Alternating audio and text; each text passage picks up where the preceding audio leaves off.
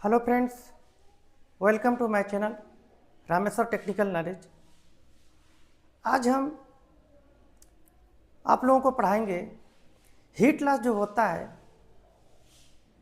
कि unburn urban जो carbon की वजह से जो हीट लॉस होता है उसके बारे में पढ़ाएंगे।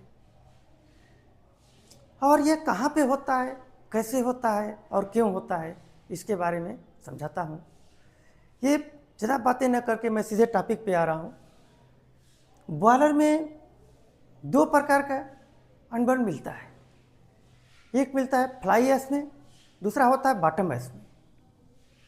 फ्लाई ऐश में कैसे मिलता है, बॉटम में कैसे मिलता है, अब ये बताने जा रहा हूँ। जैसे फ्लू गैस होता है, फ्लू गैस होता है और उसमें क्या होता है, जब बॉयलर के फर्नेस में हम लोग कंबसन कराते हैं, प्रॉपर मिक्सिंग न होने की वजह से क्या करता है कि जो हम कुछ अमाउंट फ्यूल का वह बर्न नहीं हो पाता है।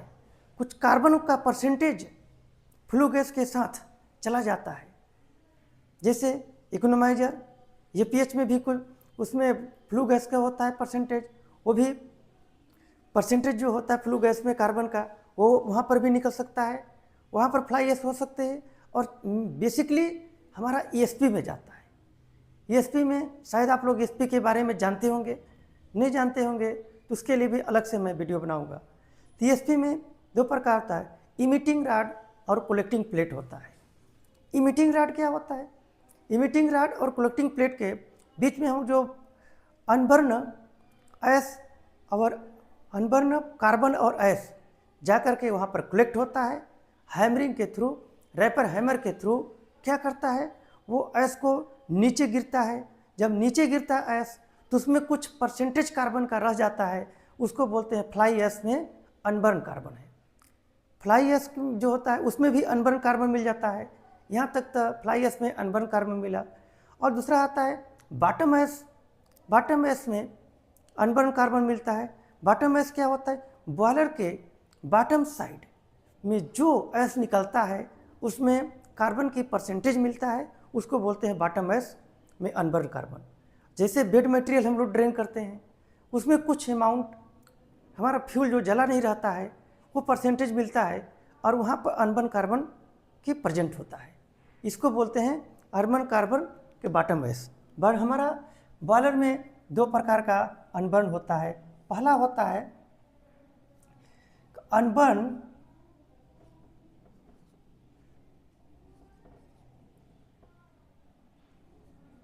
अनबर्न्ड कार्बन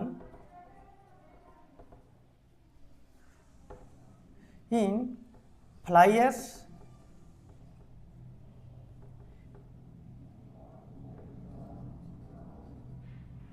दूसरा होता है अनबर्न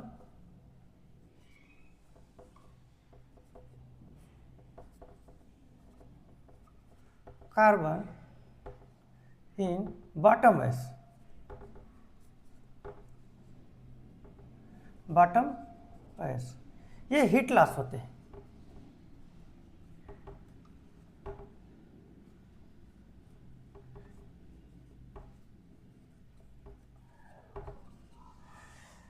ये क्या करता है, ये दोनों हीट लॉस होते हैं जो कि कुछ परसेंटेज उसमें कार्बन का अमाउंट बच जाता है, जिसके वजह से वो यदि फर्नेस में कंबसन होता तो उस हीट को, उस एनर्जी को हम लोग एब्जॉर्ब करके वाटर में ट्रांसफ़र कर लेते।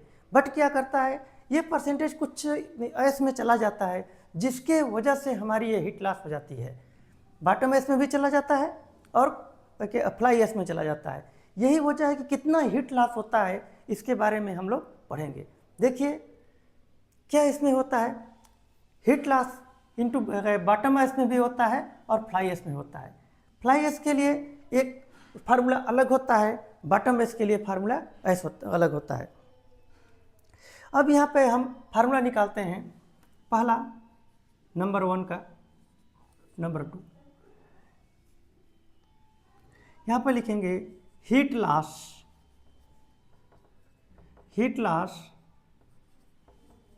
ड्यू टू अनबर्न कार्बन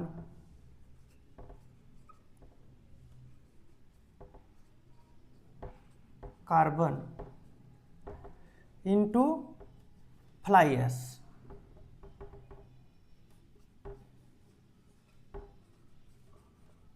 इसके लिए फार्मूला क्या होता है आप लोग नोट करें। Total ash collected, total ash collected per KG of KG fuel multiply GCB of fly ash, GCB of fly ash divided by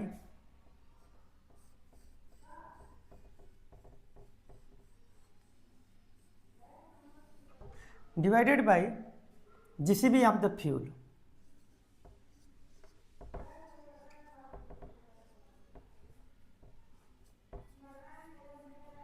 multiply 100। इस फार्मूला से हम लोग इसके फाइंड आउट कर लेंगे हीट लॉस कितना हो रहा है फ्लाई एश में। इसको आप लोग इस फार्मूला से मैंने फाइंड आउट करूंगा। एक नंबर हुआ। अब दूसरे नंबर में इसकी फार्मूला मैं निकालने जा रहा हूं।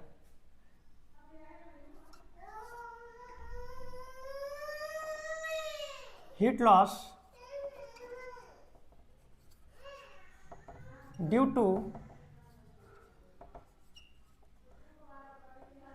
टू अनबर्न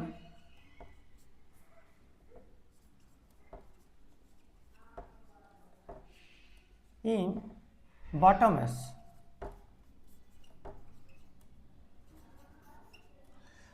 इसका भी फार्मूला सेम है। Total ash collected per KG of KG fuel into GCB of bottom ash. Fly ash नहीं रहेगा यहाँ पे, बॉटम एश रहेगा। जीसीबी ऑफ बॉटम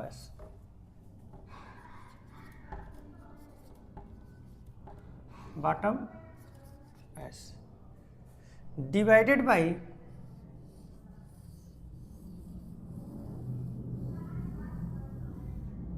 यहाँ इंटू 100 रहेगा, into 100 divided by GCB of the fuel.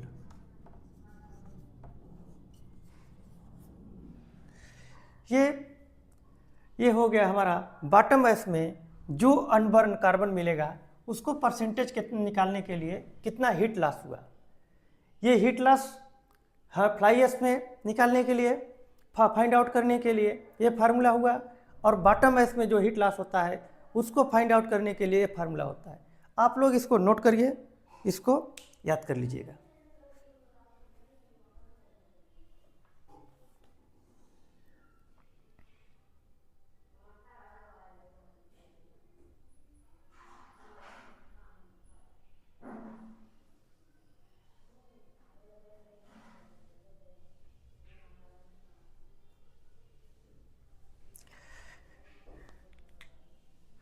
ये जो हमारा लॉसेस हुआ था L7 था। L1, L2, L3, L4, L5, L6, L7 तक हम लोग हीट लॉस निकाल दिए। अब पूरे हीट लॉस हम लोग निकाल दिए, हीट लॉस के फार्मूला समझ गए। अब हम निकालेंगे कि बॉयलर का इफिशिएंसी। बॉयलर का इफिशिएंसी क्या होता है इनडायरेक्ट मेथड से, उसके बारे में समझेंगे।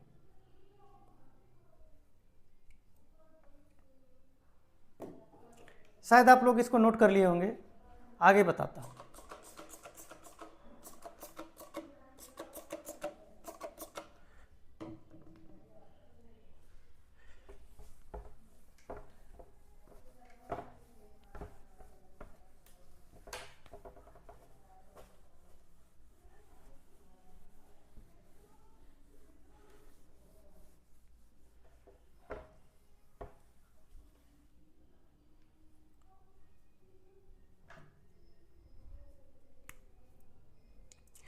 बॉयलर का जो एफिशिएंसी हमने बताया था फार्मूला इनडायरेक्ट मेथड से, उसको जितनी मैं लॉसेस पढ़ाया हूँ ये सारे लॉसेस 100 से माइनस होगा। जितने सारे लॉसेस में पढ़ाया हूँ एल से लेकर के L7 तक सारे के सारे लॉसेस माइनस होंगे कि इनडायरेक्ट मेथड से। अब देखो मेन टॉपिक किस लिए इतना लॉसेस में पढ़ाया, अब समझ आप लोगों को आएगा। इतना दिन से मैं heat loss due to the dry flue gas, heat loss due to the hydrogen, heat loss due to the moisture in the fuel, heat loss due to the moisture in air, ये सारे के सारे हम पढ़ाते चले आ रहे हैं। क्यों पढ़ा रहे हैं अब ये समझ आएगा। यहाँ पर देखिए इनडायरेक्ट मेथड,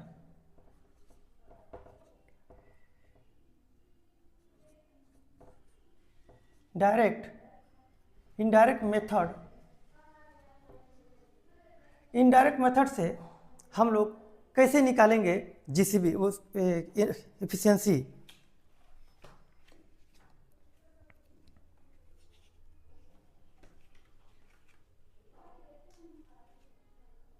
इनडायरेक्ट मेथड से बॉयलर का एफिशिएंसी कैसे निकालेंगे। अब आप लोग देखिए क्या क्या हम लोग पढ़ाए थे। इनडायरेक्ट मेथड से बॉयलर का, डायरेक्ट मेथड से सब लोग निकालने जाते हैं, इनडायरेक्ट मेथड से यहाँ देखिए बॉयलर एफिशिएंसी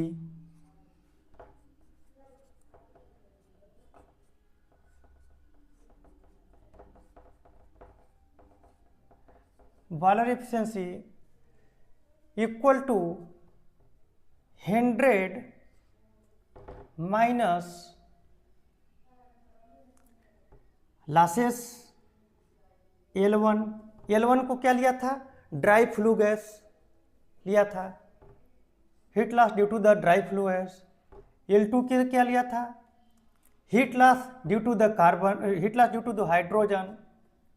L3 क्या लिया था, heat loss due to the moisture in fuel. L4 क्या लिया था, heat loss due to moisture in air.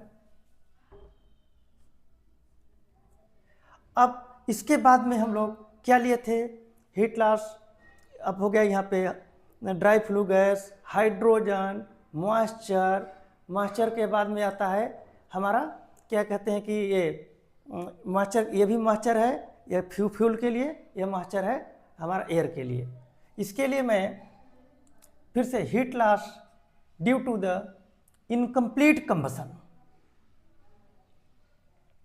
इसके लिए मैंने एक फार्मूला में बनाया था हीट लॉस के लिए, DHMMCRU। अब शायद इस फार्मूला को आप लोग पता होगा, नहीं होगा तो समझ जाएंगे आप लोग। इतना प्रकार का हीट लॉस हमने पढ़ाया। Heat loss due to the dry flue gas, heat loss due to the hydrogen, heat loss due to the moisture in the fuel, heat loss due to the moisture in the air, heat loss due to the incomplete combustion, heat loss due to the incomplete combustion, heat loss due to the radiation, L6 heat loss due to the radiation, L7 heat loss due to the unburned। इतना प्रकार का जितना हम formula किए हैं सारे formula से L1, L2, L3, L4, L5, L6 से निकालने के बाद में 100 से माइनस जो करेंगे बॉयलर का इनडायरेक्ट मेथड एफिशिएंसी हो गया। इसको आप लोग नोट करिए, इस प्रकार से हम बॉयलर का इनडायरेक्ट मेथड से एफिशिएंसी फाइंड आउट कर सकते हैं। आप लोगों को किसी टॉपिक में यहाँ पे आप लोगों को ना समझ आया हो कमेंट करके जरूर पूछिए। फिर एक बार रिपीट करता हूँ, DHMMCRU। डी से क्या हुआ, heat loss due to the dry flue gas. L2 से heat loss due to the hydrogen. L3 से heat loss due to the moisture in fuel. और M से heat loss due to the moisture in air. पांचवा heat loss due to the incomplete combustion. छठवां होता है heat loss due to the radiation और convection, heat loss due to the unburn carbon, fly ash और bottom एश, दोनों को जोड़ करके यहाँ पे माइनस करते हैं। ये बॉयलर का इनडायरेक्ट मेथड से एफिशिएंसी ज्ञात करने के लिए हो गया। ये आप लोग इसको समझिए, इसको इस फार्मूला पर रख करके न्यूमेरिकल हम आगे देंगे, आप लोग इसको सॉल्व करिएगा, तभी आप लोगों को समझ आएगा। 1-2 न्यूमेरिकल इस पर सॉल्व करना पड़ेगा। यहाँ तक कि जो मैंने जितनी लॉसेस पढ़ाया था, इसी इफिशियंसी के चलते लॉसेस पढ़ाया था। ये लॉसेस यदि उतना फार्मूला न पढ़ाते, उतना लॉसेस न पढ़ाते, तो इसका इनडायरेक्ट मेथड से बॉयलर का एफिशिएंसी निकालना आप लोगों को प्रॉब्लम हो जाता। प्लीज़ यह वीडियो कैसा लगा आप लोग इसको कमेंट करके बताइए। लाइक, शेयर, सब्सक्राइब, इस चैनल पर नए लोग आए हुए हैं वो सब्सक्राइब करके बेलकन बटन को जरूर दबाइए, ताकि लेटेस्ट अपडेट आप लोगों तक सबसे पहले पहुँचे। थैंक यू, धन्यवाद।